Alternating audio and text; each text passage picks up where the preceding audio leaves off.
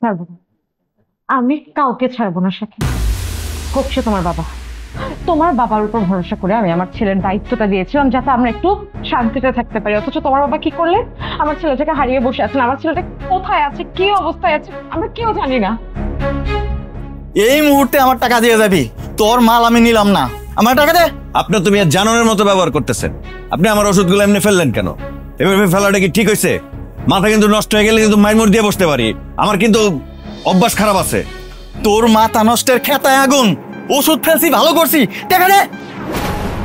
টাকা এক্ষুন না দিলে তোর জামা কাপড় খুললে বাইক পাঠাই দেবো। তোকে কোম্পানি ভুয়া, তার চেয়ে তুই এক নম্বরের ভুয়া।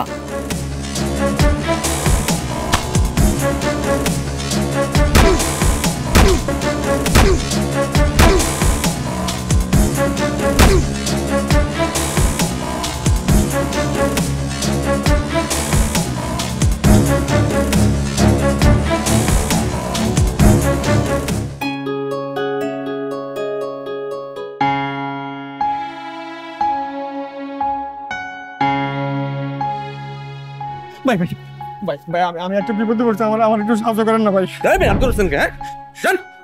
ভাই আমার ওই রুম পারে বসে আটকানো ভাই। ভাই আমার কথাটা শুন,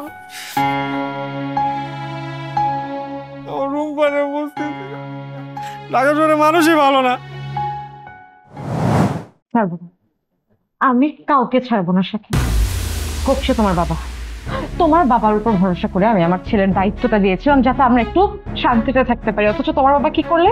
আমার ছেলেটাকে হারিয়ে বসে আছেন। আমার ছেলেটা কোথায় আছে, কি অবস্থায় আছে, আমরা কেউ জানি না। আচ্ছা জুলি, ওনারা তো বলছেন ওনারা দেখছেন। ওনারা দেখছেন সেটা তো আমিও জানি না, কিন্তু তোমার বাবা যে কাজটা আজকে করলো, উনি কি, ওনার যে মিনিমাম কোনো ধারণা আছে উনি কত বড় অপরাধ করেছেন? প্লিজ শান্ত হন, আমাদের দুইটা ইউনিট কাজ করছে।